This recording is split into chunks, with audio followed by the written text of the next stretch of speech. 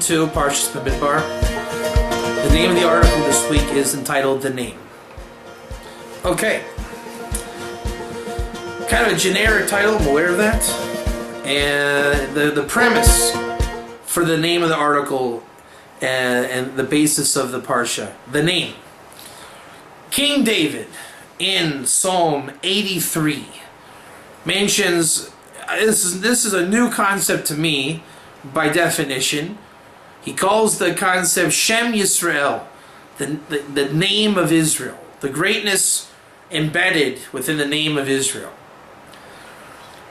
Fantastic concept. It really summarizes, and this is what I want to say, it summarizes what I personally give over, what you might call it Soul Mazal, of my website that I teach.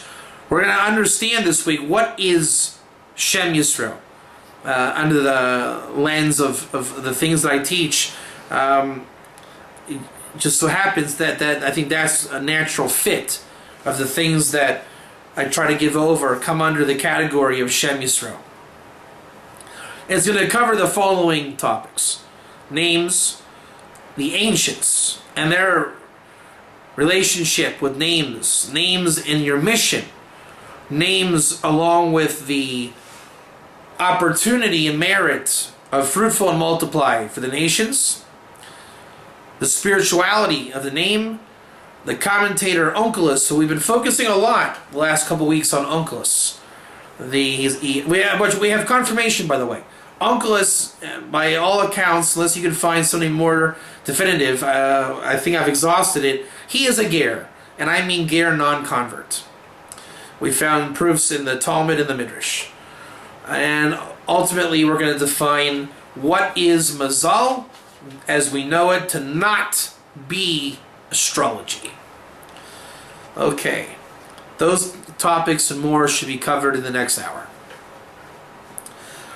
And let's start with Shem Yisrael. How good is that? King David in Psalm 83 discusses Shem Yisrael, the name of Israel. The name Israel, Yisrael, is more than just a name. It's the name itself embodies the entire mission of Israel, not only because a name carries the mission inherently. Like your name, whatever your name is, my name David Pesach ben Leib HaKohen, that is my spiritual mission. The more you get into your name and the meaning and all these things, you find out what your spiritual mission entails. As we see in the Parsha, Moses chapter 1 verse 2 is told to take a census. And the census is effectively everybody, to the exclusion of the Erev Rav, that is Jews and Gerim, all receive their what's the word?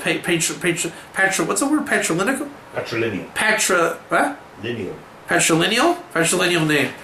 The name from your connected to your father. Vilna Gaon explains also your mother can come in, but really, as I gave the template of my name, David Pesach ben Leib, the son of Leib, the priest HaKohen, that is me, 100%.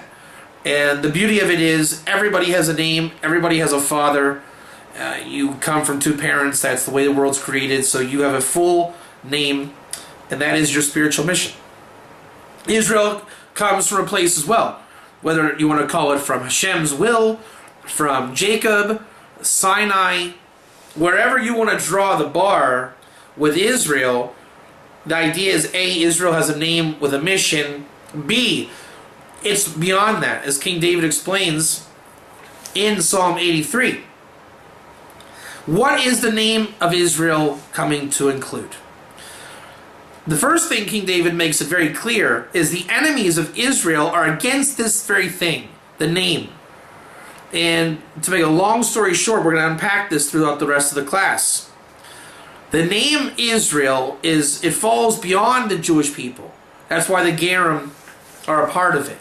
It is the relationship we have with God.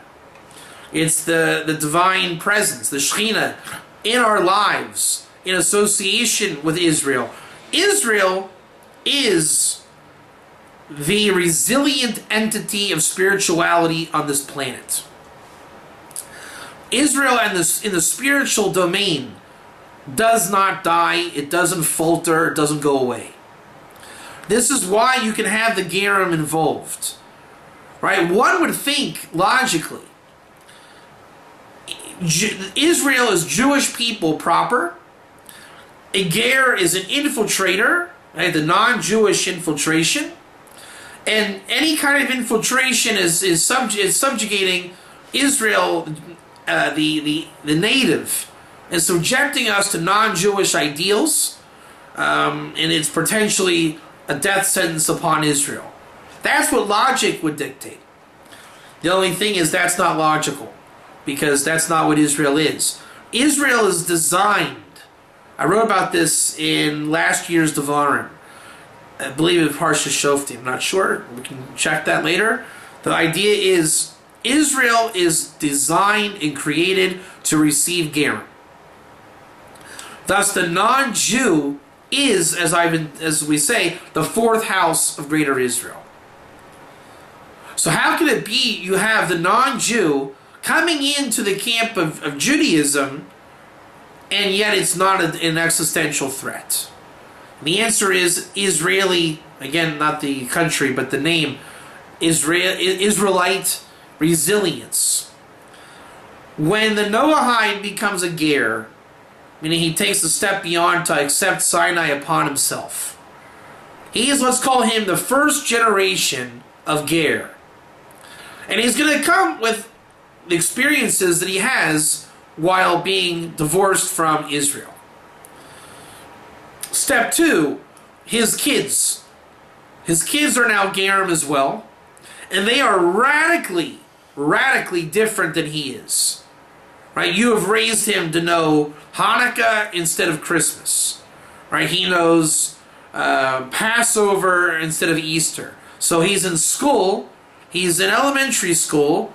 He practically, this kid is, and as I've seen in my personal accounts with Gerim, this kid is going to consider himself a Jew, right? Because there's really no such thing as a Noahide in the district in America. And if you're not into the holidays of the other religions, then you pretty much identify as a Jew. Third generation, now you're in. You're even more so in. The point is that eventually, the more you absorb generation after generation, the end result is that native effect.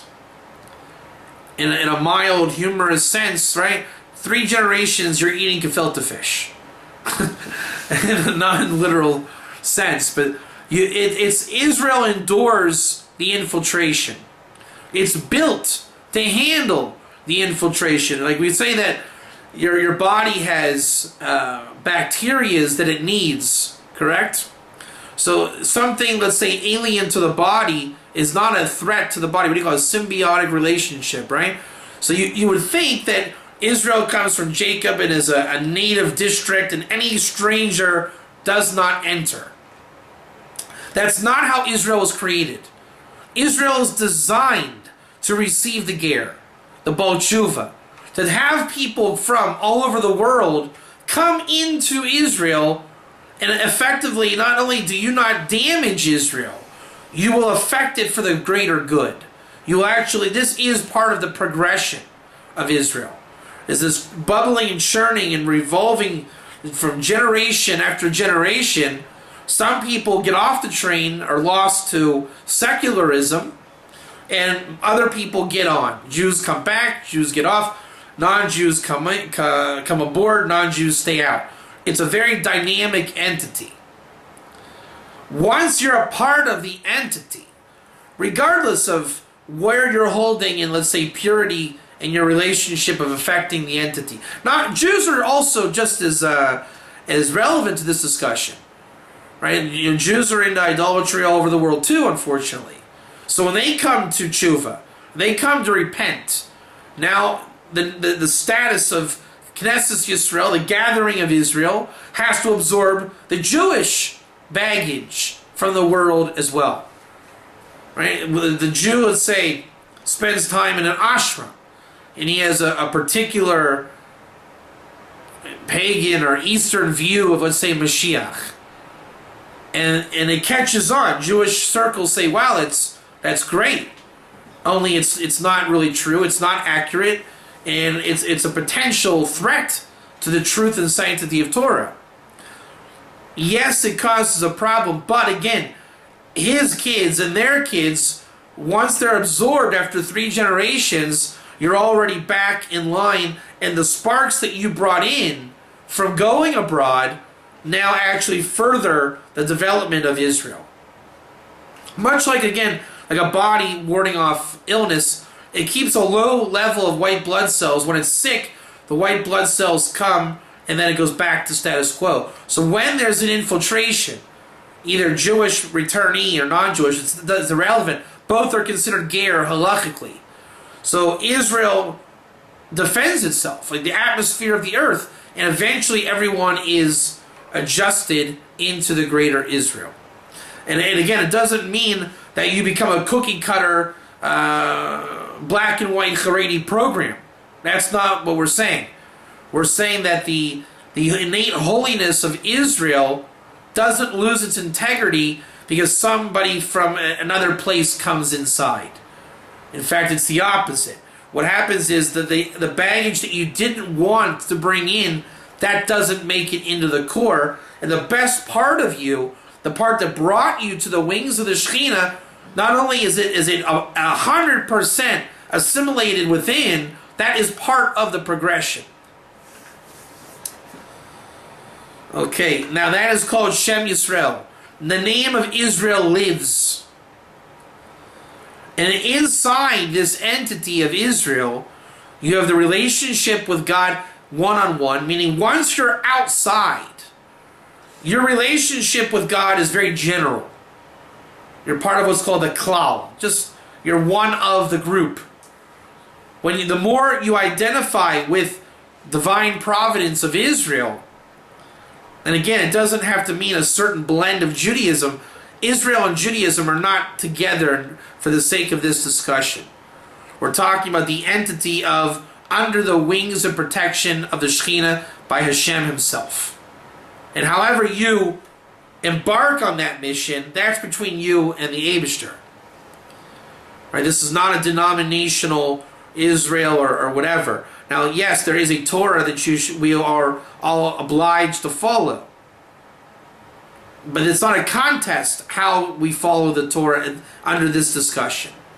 Your job is to relate to the Torah, believe in God, renounce idolatry, Jew and non-Jew under the category of ger. And again, the Jewish Baal Tshuva is under the category of ger under this respect. And again, we are all attempting to make a true stand. And that will get passed on to your kids, and that will get passed on to their kids. And eventually, whatever Israel is in the objective sphere, you are a part of it. Without any type of moving parts that are counterproductive to Israel. Okay. Again, divine providence, the relationship with God, the spirituality that's embedded within you, that's Shem Yisrael. The enemies of Israel are against that, against Kabbalah, against spirituality, against the relationship. There's a lot of signals that are, let's say, the innate spirituality of Israel and that which the enemies of Israel are against. Where does the name come from? That's really the next logical question. And this is the basis of the article. Moses gives names and number, it's a verse, chapter 1, verse 2, to everybody to exclusion of the Erev Rav. And in Parashas not so, which next week, actually this week when we do the article, since we're a bit behind, but when the article comes out, you'll see that in not so, we're going to continue with names and what they are. Make a long story short, as an introduction to this concept, your name is prophetically given through Mazal, the divinity in motion, as God reaching out to you, the parent, naming the child with a prophetic name, unbeknownst to you. You couldn't have planned it. It comes from God. Everybody does this in one generation. Every generation receives their name this way. And then the next generation receives their names the same way, but like the shift changes. Every generation has a theme. Every generation has a theme within the names. Take the greatest prophet that ever lived in Moses. Everybody receives their name right now in the desert as linked with their father. So it's a proper name. And the verse tells you in number as well. So they receive the gematria of their name, their name with their father, their lineage, everything in one sweeping motion. The Vilna Gaon in Kol Torah says we'll have no less than 7 names. Different variations. Your grandparents, your parents, your mom, your father, your parents together without the grandparents. Your first name, your last name, your trade. And in this essential name, again, I'll use my own name for the paradigm, David Pesach ben Leba Cohen. That's my name. Moses would look at me and say, David Pesach. He would research the name through his wisdom, and he would identify, Mr. Katz, your purpose and mission is as such. Right?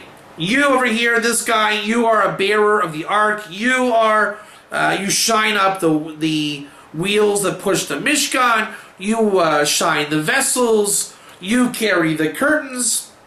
And in a very oversimplified fashion, right? It's a little bit more deep. It's deeper than this. But the guy that carries the curtains, Moses would see, his name is the curtain of God, right? But it's not that obvious, and it's not that simple. But to Moses, the prophecy is so clear. It's as if this guy's name is, the curtain carrier of God. This guy is the Aaron, the ark bearer of God. Our task, obviously, is to be able to understand names even on a fraction of the level of Moses. Where Moses is unique is that these names and people in the generation of the desert are going to be charged with the carrying of the Mishkan, the tabernacle, the encampment, and the basic formation of all of greater Israel between now and coming into the land, and setting a precedent for all namings of the future. So you're going to need a Moses to really set the tone on understanding names and gematria as a unit of understanding purpose, mission, one spirituality, all coming under the umbrella of the name of Israel. Fast forward, how many years? I think about 400 years. King David's going to arise, and this is a fantastic idea. I'm going to jump the gun. This is an introduction to next week's article in class. In fact, the whole class will probably be based on this idea alone. But there we have the Gershon. It's also in this week's Parsha. They're really together. They're the Gershonites, the Livnites, Shimeites. And it was brought to my attention a year ago, what's with the ites? How come some people are an ite? Right? And some people are just a family, and some others are just a Gershonite, rather than the family of Gershon. And the answer is in the Midrash, as I already explained, every generation receives a theme in their names. Thus, the generation coming out of Egypt, there are certain families and souls given the secrets of redemption in their name. So the Shimeites are the ones that represent the crying out to God and God heard, from the language Shema. The Livnites are those that voted for Tzipi Livni. Just kidding. The Livnites are the ones with bricks and mortar that were used in Egypt. The Hevronites of the city Hebron. Hebron was named for joining together. It's thus the entire generation is like detailed in Braille in their name what the generation has in store. So you look back at the generation of Egypt, and you would say, "Wow, this is the redemption of Egypt. This is Yetzias Mitzrayim." You can see the whole thing by their names. They didn't change their names in Egypt, so Moses brings them into the desert now, gives them the real stamp on their name, gematria, and their father, lineage, patrilineal, correct? The entire combination, now each one will have his name forever. And that is, it's the reflection of his soul. His soul is that. That is him. The soul was put in the womb of this woman. They got the prophecy to name the child. God relates to him as that name. So you can change your Mazal, you can change your name, but let it be known, God is calling you by your name. It's like saying, if your name is Pele, and God says, "Hey Pele," right? You're gonna respond as a soccer player. You're not gonna say, "I don't know what soccer is." And if you're gonna change your name from Pele and claim to be something other than a soccer player, that might be confusing, because God is saying, "Hey, you're Pele. You're the definition of a soccer player." Thus, the more we understand the name and all the intellect embedded in that name, as God calls it out from on high, and it comes into our kishkas from Mazal, the divinity in motion working with us, I can understand, if my name is Pele, what is the greatest soccer player of all time? It's in my name. I am the Pele program, so to speak. Thus, if it's not so clear what your name is Moshe, Shlomo, Ben, Rivka, Fega, and Mordechai, David, just, one random string, your job is to learn your name and understand the intelligence in the letters and numbers and variation itself. So when God calls your name, you begin to learn the Torah invested in that name. And there is a Torah for every name. You can begin to understand how God relates to you through your name. Ultimately, you can find your purpose, your tafkid. It is not fortune telling. Right? We don't know what the future holds, and it's an irrelevant discussion. You shouldn't even ask, what was my future? It's like with the ger. People think it's a religious discussion in the Torah. It isn't. It's just a matter of which aspects of the verse are you as per the ger. It's not about what level of degree of religiosity are you. What happens is in the name you gain a feel of what the name is. And again, when there's a prophet like Moses, you understand very clearly what the name is. And there's schools of thought. This goes back to the original schools of Torah, prophecy, Shem and Aver. How to understand what a name is. And it requires prophetic insight. Fast forward to King David. Temple Mount with a Ravna. Right, this secures the Temple Mount. David makes a census, much like Moses initiates in the desert, and God is not happy. What is David trying to do? David is battling, is he the Mashiach? Is it the generation of redemption? Is he going to secure the Temple Mount? What's going to be with him and Aravna? For whatever reason, he succumbs to temptation, makes the census. Why? Very simple. If David gets the census, he gets the names of all of Israel. If he has the names of Israel, he has in front of him the Shulchan Aruch of redemption. If you were to have in front of you every name of the generation, and you look at it, you can see the theme. Right? And I mean, again, for gross oversimplification, we can look at a generation of Israel. Right? Let's say 40% of male, again, oversimplification, but point taken, 40% of the males are named Moshe, another 40 are named David, and another 20 are named Elijah. Right? You would assume, wow, what's going on here? God is bringing redemption. And their parents are all named Mordecai, Esther, Moses, David, Elijah. Every redemption aspect you can imagine. Right? Maybe a common family name is Ben Sion, right? Son of Zion. Just really stressing that what's going on. Much like the Passover era, the name spoke of the coming out of Egypt. So too, every generation tells you what God's going to do. So how does God prevent that knowledge from going into the wrong hands? Don't take a census. Right, that's an overview of names and the mission and the purpose, the census, the name Israel. And once you have your mission, your purpose, your name, should you get that far, which by the way, in the next world, you do learn your name. And that is the basis of your placement in the next world, meaning your spirituality. So that, as the old saying goes, you either learn it now and here, or you learn it there and then. The commentaries will suggest when you get into your name, just even open it up, investigate.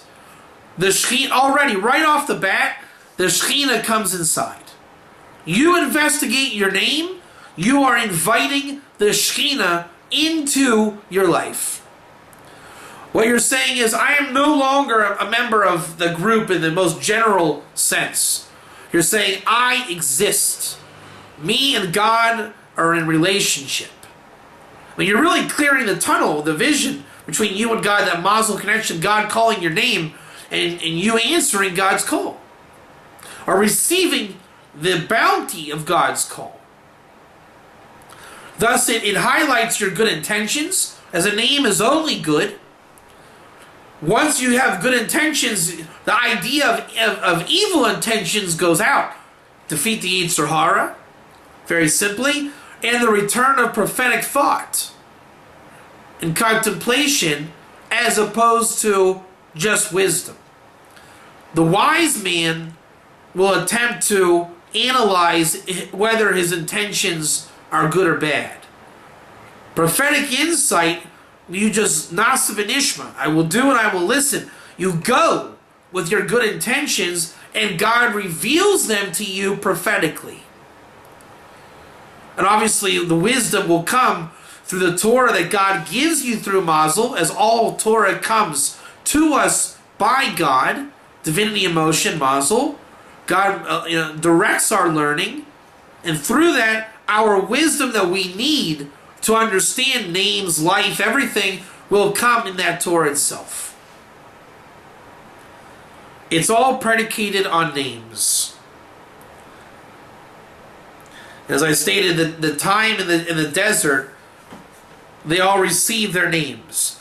And this is not a new concept. Going back to the ancients, names were always a big deal. Right? Adam named the animals of the garden. Adam names himself. Adam names Eve. Adam relates to God with names. Enoch becomes the angel Matat, which is the king of the angels over all the angels with names. And what makes an angel superb is his quality of name. Then you have Noah, who's prophetically gifted by the name itself. Noah means this one will ease the toil of our labor. Shem comes along. This is almost embarrassing. Would Shem mean anything other than name? The name Shem means name.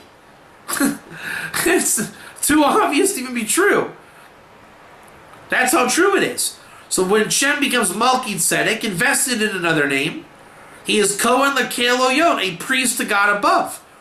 He invokes God by name. Shem is the father of the concept of names. Take the three sons of Noah, plus Noah himself, look into the Onkelos commentary, and he puts in a couple extra words, as Onkelos does. Right, it's not a literal translation he does. He translates in Aramaic, but throws in words for commentary. And he says that God's name is blessed. All names are blessed. When we go with the God consciousness within a name, any name, all the more so God's names, we are subject to do the will of God. Thus, how did King David and King Solomon prepare for the temple? When you initiate names, people are thrust into doing their divine purpose, good intention, will of God. Solomon's generation was destined to build a temple. Solomon doesn't need to make a census. Thus, by being the son of David, David prepares the kingdom. Solomon then pushes the names into that time. You will build a temple. So if you want to maximize your generation, push the names into the people. And they will do the will of God. They will anyways, but you want it with clarity. You want to eliminate evil from the world. You want to bring God's light into the world. Right? We don't want God's name in Klippa, in the evil vestiges of the world. We want light. Thus, the more Shekhinah in our lives through our names, the more we accentuate our generation.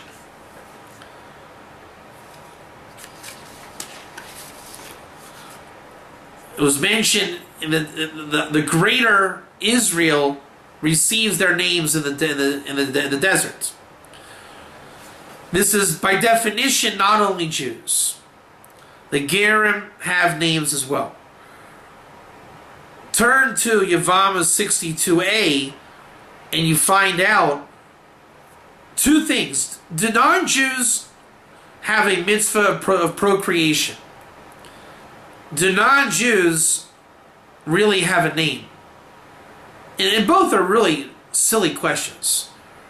They'll say, but, if a non-Jew doesn't procreate, we don't have a mitzvah to kill him. I mean, it's pretty bad if that's how we judge the flexibility and maneuverability of the nations. Procreation, fruitful and multiply, is an opportunity for Noahites. You are not commanded to procreate lest you be killed.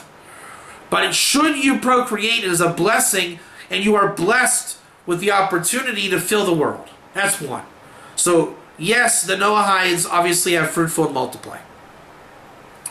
Number two, you're born with a name. Even if your name is Hey You, you're born with a name. Whatever language you come from, you have a name and an opportunity and ability to procreate with God's blessing. When you procreate, even unbeknownst to why you're doing it, you are pulling from your parents the spiritual gifts into you, and you are passing them on to your children. This is where you get, the medieval times, like, the name power and, the Kornfeld family, we are striving to, all that shtick about the coat of arms and, this family, we are the men that do this and we do that. That's actually not so far from the truth. You inherit the Mazal, the gifts, the spiritual relationships, and you pass them on to your kids. And it always keeps going. Thus, the more you do it under the category or pretense of Shem Yisrael proper, you're bringing that into Israel. So that, the generations unfolding of spiritual gifts, the goal is to not do it outside of Israel. That's kind of like the idea of spilling seed. You're not really putting it where it's supposed to go. But if you do this in the category of Israel, the unfolding of generations, you're making a tremendous entity of Israel. Thus, the thing that makes it work, the procreation, as it's explained in the Talmud, is the accentuation of his name. Because it's the name that is the vessel, the chariot that brings the spiritual gifts over to every generation. Right? It's almost like when God maps out this guy's lineage, you're making a literal family tree. Right? John gave birth to him, gave birth to him, gave birth to him. And even if you're not intending on it, you are, this one, the son of this one, the son of this one. Look at the Torah itself. Is it not filled with this one gave birth to this one, gave birth to this one, and this one lived X amount of years? That's that. So if you want to be a part of Shem Yisrael, you want your spiritual gifts to go to the right place, very simple solution. Take up your name. Bring the Shekhinah inside.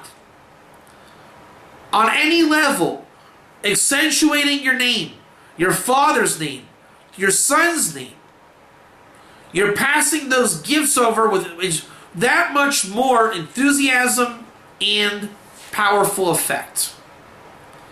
Any language works. All the more so if you get it in Hebrew and you allow the Hebrew wisdom and Torah and its natural element to come inside. You're causing an elevation of soul. It's happening regardless, like a current of names. But when you focus on the name, you're literally causing an elevation of soul. You're asking God, hey God, look at this. And my name is X, and my dad is this, and my son is this. I'm taking this seriously. God he's calling, you're calling God into an arena. You're literally inviting God to your birthday party. You're bringing the Shekhinah into your lineage. No longer are you just, hey, some guy gave over to some guy. Even if it goes by name, you're bringing out the name. You're saying, look at me. That is by definition Shem Yisrael, the divine providence, the Shekhinah, the relationship, the individuality, the identity, the job, the mission, the purpose, the task, the spiritual gifts in you. And then if you can allow yourself to learn them, master your vessel, you become infused with what you're meant to do. You become inspired with prophetic insight, whether from the Torah itself, however you get, God brings you that wisdom for you to understand your name. What's the point? The point is, God is good. And you're bringing God in your life. You're becoming aware of your Mazal. God calls you by name, and you can now hear it and say, yeah, I hear God, I'm with you. If not in simple, audible terms, when God calls your name from on high, it comes into you in this world through Mazal.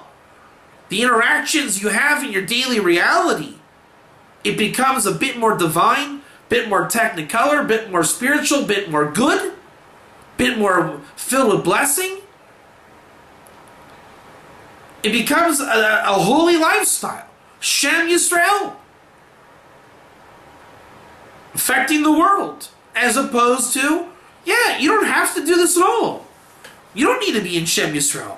You can just be totally oblivious to what's going on around you. Right? Head in the sand. Don't look, don't think.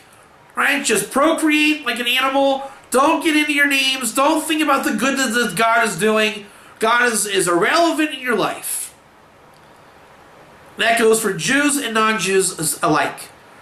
To be totally ignorant of the spiritual truths of the reality, which is called Shem Yisrael, and to live in the world of the enemy. The enemy says there's no Shem Yisrael. Come on. Individual relationship and Mazal and divine providence. No way. So whether you are the enemy or you listen to the enemy, you are devoid of that intensity from God. That's your choice. And again, Mazal does not mean there's no free will. There's always free will. You can reject God's light, or you can go with God's light, and there's still free will. Only now you're empowered to choose well. Why choose in the dark? Free will and light is the real McCoy. Again, it's an elevation of soul. You can only hope to do God's will, but imagine doing God's will with awareness. That's the difference. Thus, the more you make an effort into your name, it's like the circumcision 8-day-old baby who receives his name and enters the covenant. It's a party. Right? It's a big party. That's what you're doing when you get into your name. You are drawing a spiritual party upon yourself. It might only be celebrated with 2 people. The name explainer, the name of the person himself. But with emunah and betachon, faith and trust in God, that there is a spiritual reality going on. And that when we get into our name, it's a bit of a Har Sinai moment. The more you get into it, the more it becomes manifested as real. It is real, but manifested as real.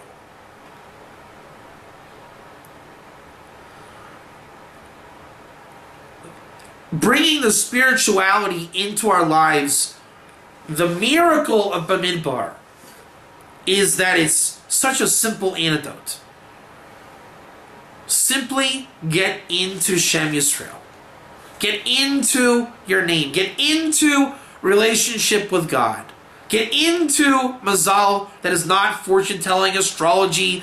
That is like the backside of an improper use of Mazal. It's like Mazalot. It's the same thing between Pshat and Pshuto. Everyone says Rashi's commentary is Pshat. It isn't. It's Pshuto. Pshat means Johnny crossed the street. What does that mean? It means Johnny crossed the street. Pshat. Very simple.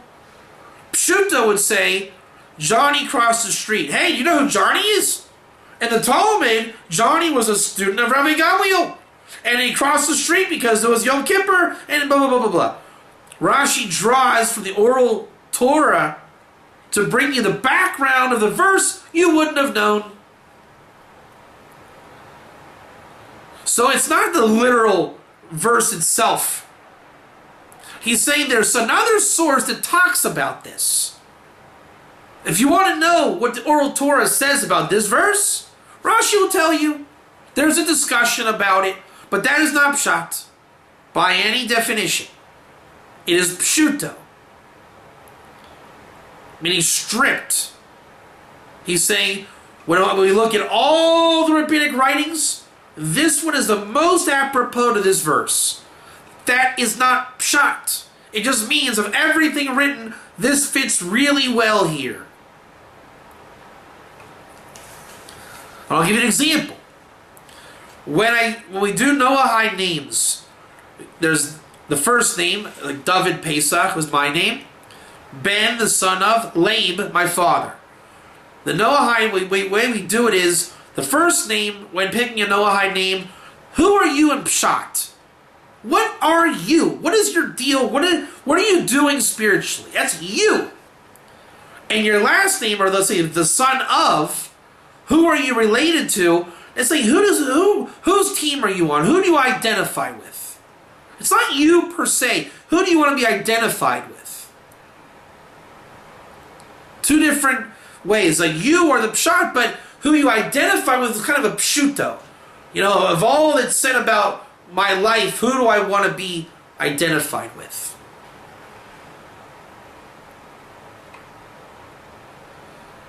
Thus, there's Mazal that is not real. It's Mazalot, it's the consolations. It's related to Mazal. It's like Mazal. But Mazal it comes from the word of to drip. Right? It's the spirituality that drips from on high, basically from God's mouth, into our existence as God calls us by our name. Right? God is working with you. So that direct relationship, the umbilical cord to God, that's Mazal. And all around you, when you start to learn God's language, of how your name resonates in your reality, you'll see that your life is far from coincidental or accidental. It is filled with messages from God. Only as you would understand it, in the language between you and God, that's your Torah view of the world. You are what's called B'nai Elohim. You're a judge. You are sent to judge your sector of the universe. And when we talk and we discuss amongst men, we're comparing our judgments. The more authentic in Torah and mitzvahs you are, the more you don't actually make a psak din. Your job is not to say, that guy is this or that. Your job is to lend your eyes to God for observation. God will judge the creation as God likes to watch himself be God. Your job is to allow your eyes to God to let God see what's going on. You're a vessel. And your vessel has a name.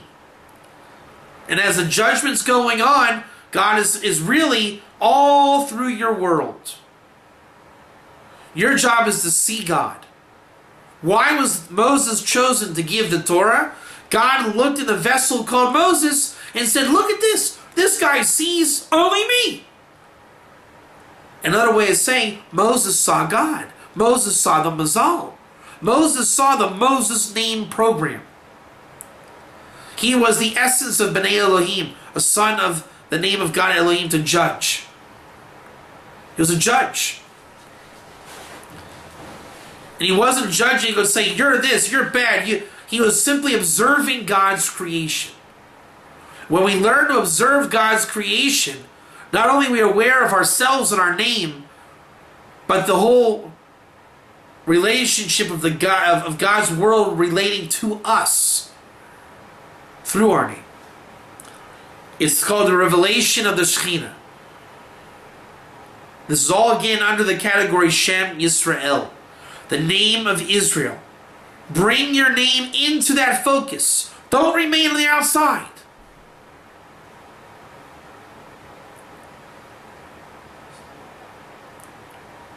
It says in that same Talmudic passage about the fruitful multiply, when all the souls come out of the body of man, of Adam, Mashiach ben David will come. And you look up the verse they quote, it's in Isaiah, it's a reference to the skin. And the skin, the non-Jews are called Sapachat Yisrael. A skinned malady to Israel. Why? Skin is the level of Malchus, the revelation, is the external. Most importantly, it's the Gerim are, they're they're the guardians of the camp. They're the external part of the camp. We explained the Maral of Prague, how he explains Mashiach is outside the camp. Mashiach is against this world. He's the intellect instead of the physicality. The Gerim are as well. Seichel is a ger in this world. Intellect is a ger in this world. Seichel. And they're combined with the Torah says stand for a sage. And the next thing it says by the ger. So the ger has the skin type of relationship. He has the ability to move his skin, move his body to get close to God. He arouses his soul by arousing his body. What does that do for the Jewish camp? It gets them to arouse their body, which they then arouse their soul first. It gets everything in gear and going. And by the external and internal dimensions working together, we can understand reality as a layered entity, filled with divinity and names as such.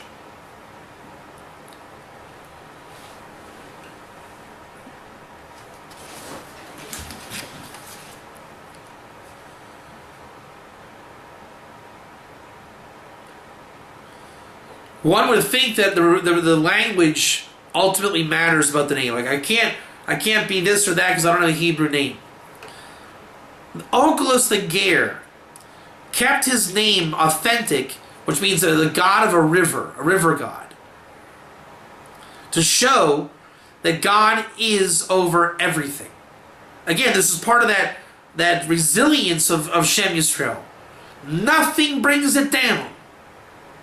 So you can exist as you are outside of Shem Yisrael, or you can come inside. It's more dangerous to stay outside than inside.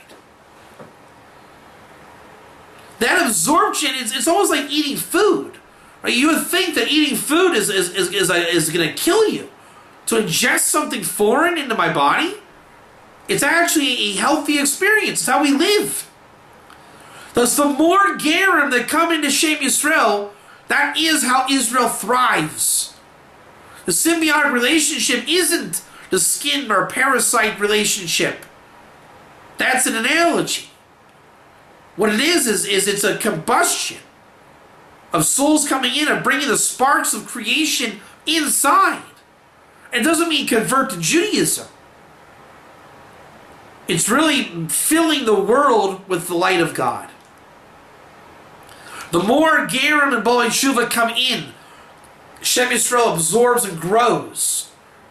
Until eventually the universe is, as the prophecy says, filled with the knowledge of God. That's what this is about. For every Ger, Baalei Teshuva that come in, not only does Shem Yisrael absorb you and we remain resilient, just like there's waste that comes in with food. We don't eat manna every day, but you grow when you eat, theoretically. Thus, the souls that come in expand the gas of Israel, Knesset Yisrael. And here we have, in the end of days, the floodgates are open. 7 laws of Noah are going viral all over the world every day. We have what's seemingly an infiltration on Israel. And the skeptics will say Israel's under attack. How can Israel withstand the non-Jewish presence storming our borders? That's Chevlei Mashiach. It's very uncomfortable. But where's the uncomfort? Or the discomfort? What used to be, for example, a Ger convert, now has a reboy, not a mute. Also, it can be a Ger non-Jew. And everyone says, man, that's destroying Israel, the Torah. But no, it's already written in the Torah. We already have the Ger in the Torah. We haven't lived it for so long, we think that taking up the Ger Toshav is a problem. The Torah was built to endure this. The Ger Toshav in the world is a Torah reality. So, it will be Chevlei Mashiach to, let's say, undo the gullus neurosis that we have. But that's not a threat. That is a refuah. That is a healing of Knesset Yisrael. It's like if you get stung by a snake, what is it? The anti-venom gets rid of it. Mashiach is the gematria Nachash. So this infiltration, we are actually sick now. So you make it more sick with, we can't handle non-Jews. We have a hard enough time with Jews. But you bring in the infiltration, all of a sudden Israel comes back to life. The secret of the red heifer. The impurity makes you pure. And that's a literal thing we just said. By ingesting all of the world's impurity and becoming impure, calling Ger a non-Jew and a Ger Tzedek a part of a Ger Toshav as well as a convert, there's no way we'll survive that. That is your path to a healthy state of mind. The resilience. And all those sparks help grow Israel. Onkelos encodes this in the sons of Noah. Open-minded God consciousness in any name, for any object, person, place, or thing, infuses the Shekhinah into it, brings it to its good intention status to perform in the tasks of a good intention servant of God. You're aware that if the vessel's in you, all the jobs of the desert you once had, whatever the generation now demands of you, you'll be in touch with. Now, we're not allowed to take a census. We don't know what we're destined for. Let's say Mashiach comes tomorrow. That means your name, you possess a job. Building the temple, interaction with the temple, it's in you. Let's say Mashiach doesn't come tomorrow. Let's say tomorrow, new generation, whatever it is. Whatever it is. Whatever God has stamped on the generation, the more you know what you're supposed to do, who you are, what you are, the more you are in sync, in light, in that generation. And it's any language. In fact, the more I do names, I find English is actually greater sometimes than Hebrew. Hebrew can be very hard. Moshe ben Avram Sarah. You say, ugh, just like John Smith. When you get English names, the Mazal is off the charts. I've had names, for example, this is making this up for context, but something similar to, again, for oversimplification for understanding terms. Let's call it, again, the English names translate in ways you wouldn't assume, right? For example, the name Bradley might be grass, a grassy knoll, right? I'm just making this up. Grassy knoll. Stephen is hillside. Michelle, the son of Michelle, is snowy field. And Frank is a field side in England. And their last name is Berkshire, which is a famous fielded place in England too. And you look and you say, wow, either I'm super crazy or this really fits this person. Because it's just, field, grass, mold, and you say, there's no way this person's that. Because if it's off by any degree, anything other than a grassy field persona, this guy loves cities and skyscrapers, you're going to look like a moron. But Mazal and prophecy work. And you just go with it. You say, this is your name, and it hits every single time.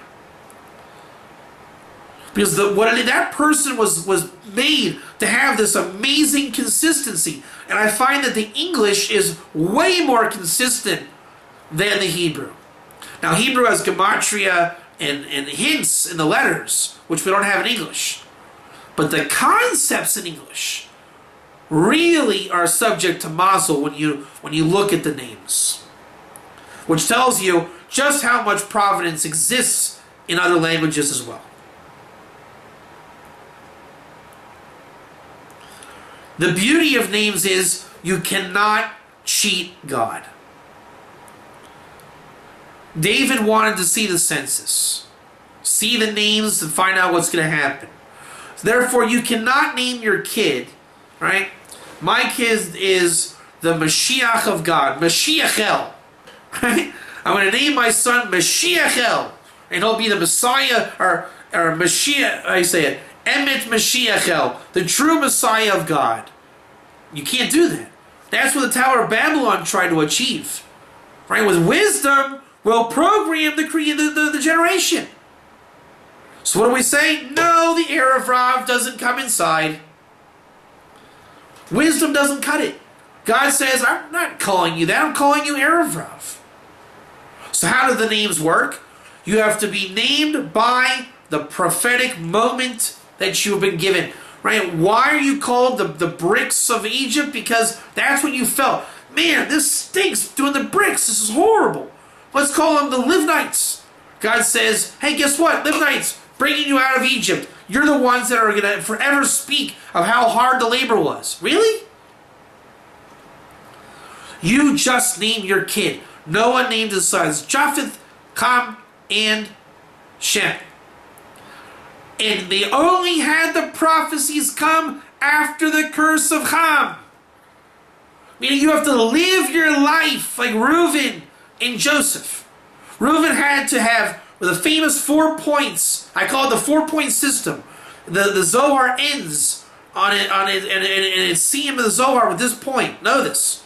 4-point system. This is life in a fractal. I had good intentions, but I had to deliver it from a shady place. I got punished, and God will redeem me. That's how Reuven, good intention of St. Joseph, had to do it shady by throwing him in the pit. He got punished by mounting his father's bed, and he got redeemed. May Reuven live and not die. Every story in Tanakh, every Tillim of King David falls under this fractal code. It's everywhere. And why does it have to be that way? Because emes is not easily revealed. You cannot just go around saying, well, hey, I'm so great. I did this, and I did that, and I did this. Guess what I did? I did this, and I did that. Why are you justifying your good intentions? You don't need to banner your good intentions for the world. So what do? Everybody acts a bit shady. Right? You don't say, did you mow the lawn today, Billy? You say, yeah. I don't believe you. Did you mow the lawn? Go look. Mom goes out, okay, thank you for mowing the lawn, Billy, thanks. You don't say, Billy, did you mow the lawn? Yes, I did. He's like, I did, I swear, I did this. No one does that. Because the good intentions must be delivered from a bit of a shady place. That's why we have to go out in the world, bring sparks in. Right? It's not literally shady. It's not openly good intention. So what do people do? They see the shadiness, and you get punished. They hit you, and you get redeemed. With the redemption is your good intentions. And that's every name. You are named. You didn't live up to your name, so it came out of a shady condition. I'm naming you Bob because, again, prophetically through Mazal, Bob means, I'm making this up for oversimplification again, Bob means my husband was not kind to me during the birth. Right? Let's just say Bob means troubled birth. So they say, okay, Bob was born, name him Bob. Why is she doing that? She's saying, last night was hard, Bob, the husband was away, we gave birth to Bob, and we named him Bob. Look in the Torah, the 12 tribes. Every time the 12 tribes were born, this is how it happened. Now my husband will be attached to me. Call him Levi. Now we'll acknowledge God, Yehuda. Now look, it's a son, Reuven. It's never a great reason. It's a subjective, personal account of what you're going through that triggers the prophecy to come through Mazal to name your child. And you say, well, that's a stupid name. Why in the world would you name your kids just with stupid intentions? Because that's how the prophecy works. After Reuven was named as such, Leah says, my son, Reuven, my son, who saved his brother even though he lost the firstborn rights, which is not like Esav, who he lost the firstborn and wanted to kill his brother. The prophecies unfold after life unfolds itself. The shady place comes before the good intentions are revealed.